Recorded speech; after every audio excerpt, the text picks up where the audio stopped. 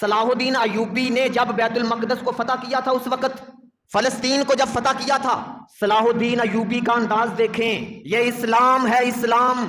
کیا انداز تھا؟ جب جنگ ختم ہوئی نا، صلاح الدین ایوبی اپنے خیمے کے اندر بیٹھا ہوا تھا، ایک عورت آئی، اس نے کہا جی میرے 4 بچے ہیں، وہ نہیں مل رہے، مجھے بچے تو ڈھونڈ کے دیں، اپنے سپاہیوں کو بھیجے، میرے بچے تو غیر مسلم عورت، غیر مسلم۔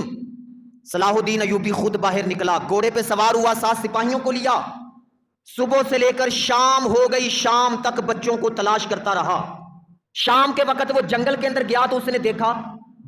4 بچے بیٹھے ہوئے ہیں، اس نے وہاں سے بچوں کو اٹھایا اور بچوں کو اٹھا کر اس کی ماں، ان کی ماں کے پاس لے کے آیا اور آ کے کہنے لگا میں نے بچوں کو بلا تلاش کرنے کے لیے کیوں خود گیا تھا؟ اس لیے گیا تھا کیونکہ میرے نبی کریم صلی اللہ علیہ وسلم نے ہمیں حکم دیا ہے جنگ میں بچوں کو قتل نہیں کرنا، بچوں کو ان کی ماں سے جدا نہیں کرنا، عورتوں کو قتل نہیں کرنا، میں اس لیے خود گیا ہوں ان بچوں کو تلاش کرنے کے لیے،